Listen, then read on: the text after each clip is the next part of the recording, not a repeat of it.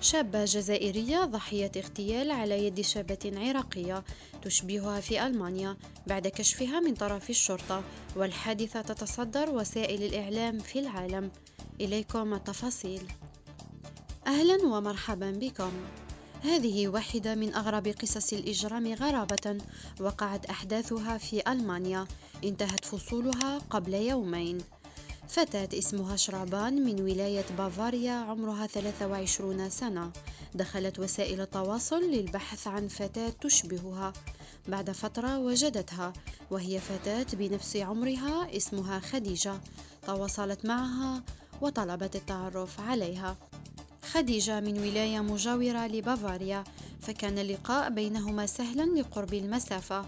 بعد اللقاء تفاجأت شرابان أن خديجة تشبهها تماما في كل شيء تقريبا، مما وثق العلاقة بينهن وزادت الصداقة.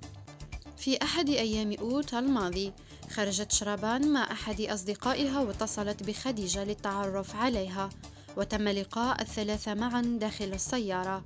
بعدها ذهبوا لمكان بعيد في غابة معزولة، وأخرجوا خديجة بالقوة من السيارة وسحبوها داخل الغابة وطعنوها 50 مرة حتى فارقت الحياة بعدما شوهوا وجهها وجسمها. يوم 28 جونفي أصدروا مذكرة توقيف بحق شرابان وصديقها، وتمت إحالتهم للتحقيق. وبعد سماع أقوالهم اعترفت شرابان بجريمتها قائلة: عانيت من مشاكل عائلية كبيرة، فأردت تزييف موتي حتى تعتقد عائلتي أني ميتة ثم أتخلص منهم. بعدها لن يفكروا في البحث عني أبدا.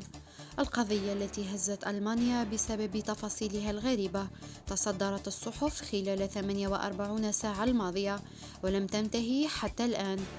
يقول المدعي العام: إذا أصدر القاضي حكم الإدانة النهائي فسيعيشون 30 عاما خلف القضبان. لا تنسوا الاشتراك في القناة فضلا وليس أمرا، مع تفعيل زر الجرس ليصلكم كل جديد. سلام.